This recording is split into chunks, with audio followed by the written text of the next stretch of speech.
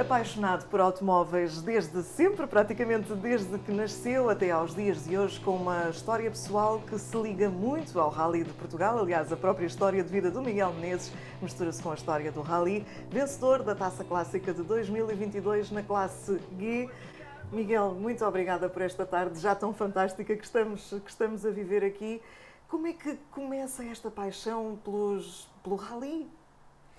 Olha, antes de mais nada, muito obrigado pela vossa disponibilidade de virem aqui Isso. à minha casa. É um gosto receber-vos. A minha paixão pelos ralis é um pouco, como eu tive já a oportunidade de dizer, eu quase que nasci dentro de um carro.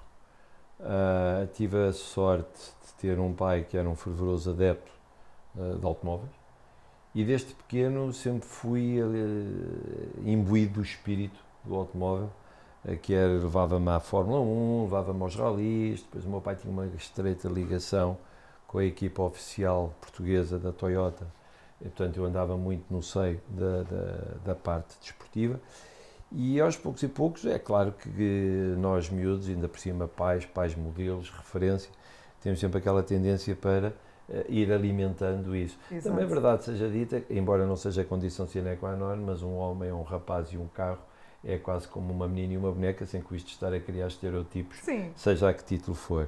Portanto, eu sempre criei a paixão pelos automóveis, desde pequenino sempre fazia corridas em casa, criava pistas fictícias com peças de Lego e fazia corridas de carros, fazia os meus campeonatos internos. Portanto, depois logo que tive a oportunidade, fui alimentando isto. Agora, a mais velha, é claro, quando tive a oportunidade de comprar o meu primeiro carro, não comprei nada de transcendente, mas procurei, que já naquela época já era um carro irreverente, que tinha o meu primeiro carro foi Qual foi? Ia perguntar isso. O meu primeiro carro, penso que foi ou um AX GT, ou um AX, não, primeiro foi um AX GT, depois foi um AX GTI, e eram aqueles carros que àquela época, eram os carros dos meados dos anos 90, eram os carros irreverentes, que era o Polo G40.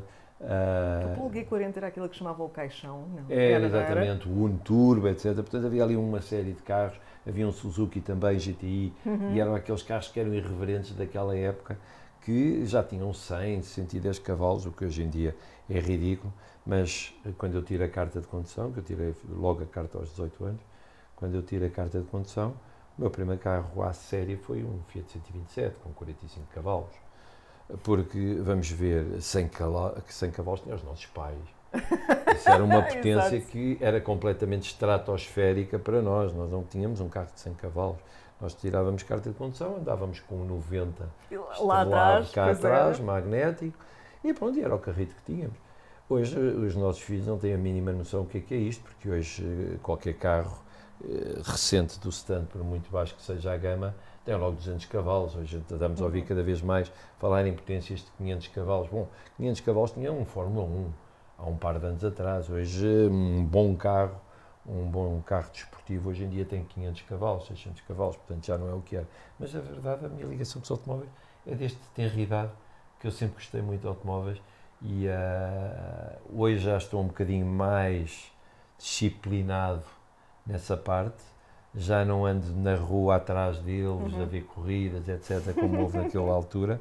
Hoje já estamos um bocado mais aburguesados ou mais velhos, já estamos mais acomodados aqui ao conforto da nossa casa, e eu hoje gosto muito mais de ver corridas através da televisão, no conforto da minha casa, do que ir diretamente aos autódromos.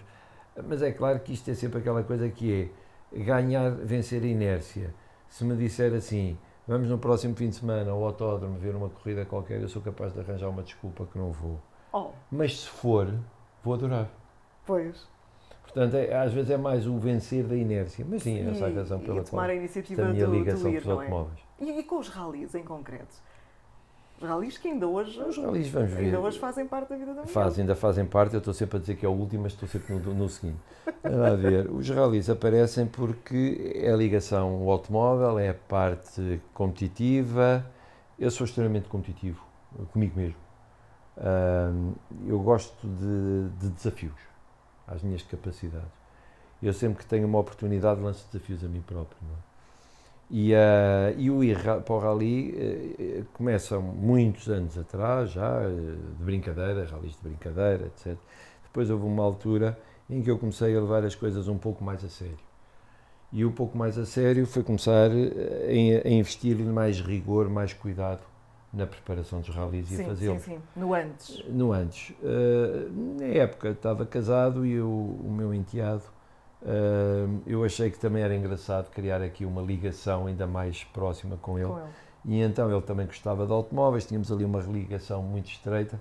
E então eu fiz penso que a primeira brincadeira que nós fizemos foi o circuito de Cascais há uns anos, quando o ACP ainda estava a fazer, juntamente com as festas de Cascais, fazia-se ali um circuito da cidade de Cascais, dentro da vila de Cascais, e era engraçado e foi giro, e depois dali para a frente começou-se a criar, agora vamos para o próximo, agora vamos fazer uma coisa diferente. E aí quando aparece, através do ACP, porque eu sou sócio do ACP e do ACP Clássicos, e aparece as 500 milhas, e 500 milhas era algo desafiante, 500 milhas, um dia inteiro fazer 500 milhas, ainda por cima eram 2, era algo já todo ele muito desafiante. Então achamos que já estávamos a entrar a um nível mais sério na competição.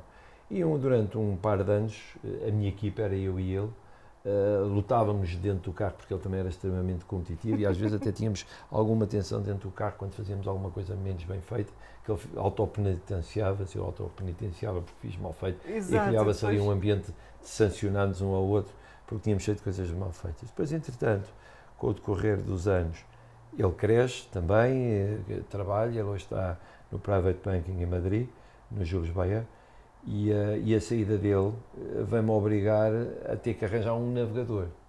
Mas nunca repensar os ralis, lá está. Vamos ver, a pista não, eu gosto mais de ralis. O ralis, embora eu goste muito de tudo o que é desporto automóvel, eu na pista não dependo só de mim, depende de mim de mais 40.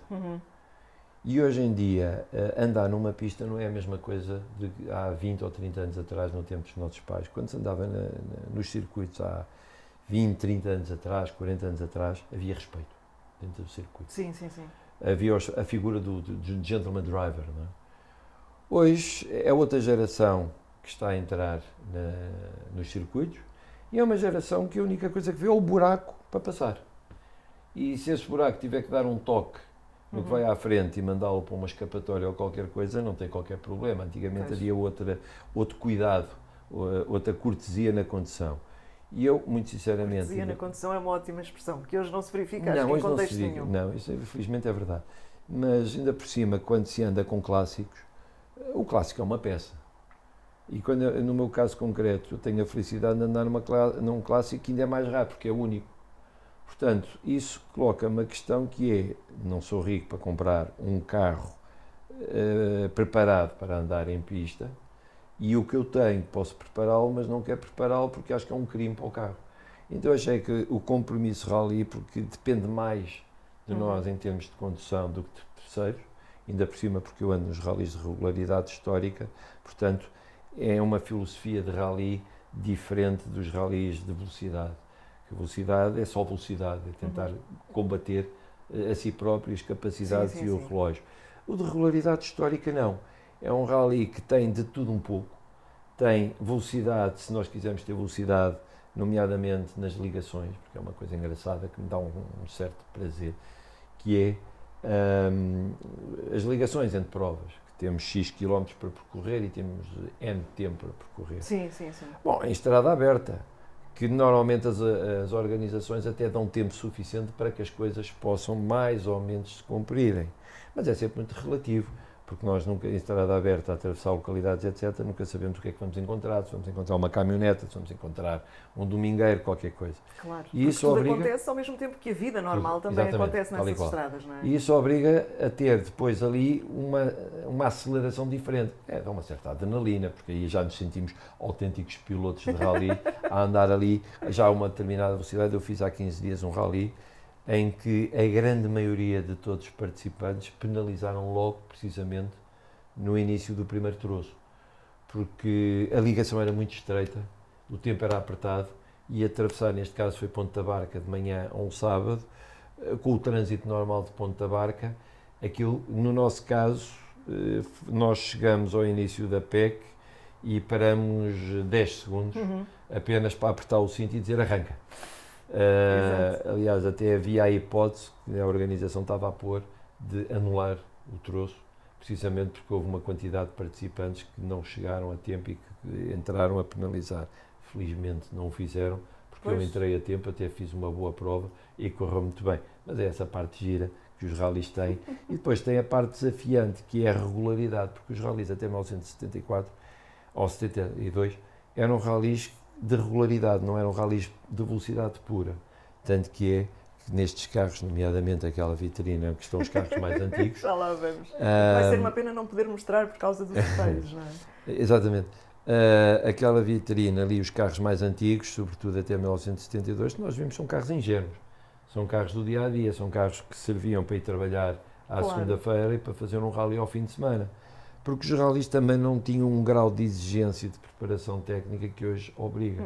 Eram essencialmente rallies de regularidade histórica, portanto, desde que houvesse cuidado e algum rigor no cumprimento das médias e nas provas, porque vamos ver, as provas de regularidade histórica são provas que podem ser ao setor, portanto, o setor é a organização dá um tempo para fazer uma determinada média de velocidade e nós temos, normalmente é o primeiro quilómetro, um tempo para fazer e depois temos que replicar nos 3 km subsequentes, em cada setor de 1000 metros, o mesmo tempo, à mesma média.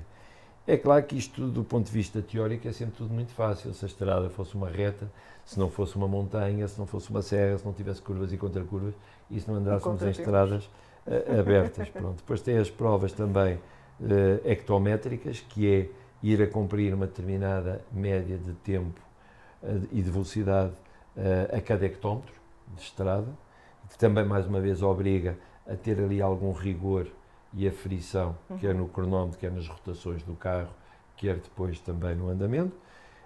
Temos provas à figura, em que, mais uma vez, a organização em si dá-nos sempre as médias. Pode não dar, mas normalmente dá sempre as médias. E isso obriga, da parte do navegador, ter que fazer umas contas para aquela média, quando for aquela figura na estrada, que pode ser um sinal de viragem à esquerda, pode ser um sentido proibido, pode ser proibido ultrapassar, enfim. Quando passar naquele sinal, nós nunca sabemos onde é que a organização tem, por exemplo, os canhões ou os pontos de GPS, e nós, quando estamos a passar ali, aquilo tem que, tanto quanto possível, zerar. E há muita gente que zera. Esses pontos são os medidores dessa média. E nós nunca sabemos onde é que eles estão. Ou seja, isso obriga a ir a cumprir constantemente uma determinada média de velocidade para quando chegarmos àquele ponto, estarmos dentro da janela, tempo. É claro que temos sempre aqui uma possibilidade de ou acelerar um bocadinho, ou levanta o pé, se vamos muito adiantados e se começamos a ver no horizonte o obstáculo, a figura, se começarmos a sentir que vamos com um bocadinho de antecipação, levanta-se o pé, que faz ali um andamento de cruise control quase até lá chegar, ou então às vezes estamos curtos, acelera e pronto, e seja o que Deus quiser, porque estamos a queimar o tempo e que seja. Depois também temos as provas de regularidade absoluta, que essa aí, haja ou não haja mecos na estrada, a organização dá-nos uma média. Por exemplo, se for a média de 50, já sabemos que temos que estar a fazer 7.2 a cada hectométrica, a cada hectómetro, que podem estar na estrada e podem não estar. Ou não, pois. Se não estiverem, nós temos que estar a cumpri-los, na mesma, não é? Independentemente de estar ou não estar, porque nós não sabemos depois onde é que o canhão vai estar. Normalmente, se não existe o marco, não há canhão, mas eles vão aparecer. E se nós não temos o cuidado de ir a cumprir na mesma, como se eles lá tivessem a média, quando ele aparecer podemos estar a penalizar. Isso é giro. E depois temos aquela coisa que é, no mundo perfeito, cada hectométrico estava a cada 100 metros. Mas não é assim. Mas o mundo não é perfeito, porque entretanto muitos desapareceram com obras, outros já houve obras na estrada e quem o plantou 10 metros mais à frente ou 20 metros mais atrás, e a organização conta o tempo, não é nos 100 metros, é onde ele está. Então isso, mais uma vez, obriga-nos a acelera ou levanta o pé. É um jogo constante. É um jogo constante, é engraçado. É uma matemática constante. É uma matemática. É assim, é claro que a destreza da condução é importante, claro que sim, que a destreza de condução é importante, mas a peça mais importante há quem diga que 80% é o navegador. Normalmente há quem tenha outro entendimento mais democrático, que é 1/3 cada um. O navegador, o condutor e o carro. porque aqui também é importante nós termos a consciência do carro que estamos a conduzir e a capacidade de resposta que o carro tem.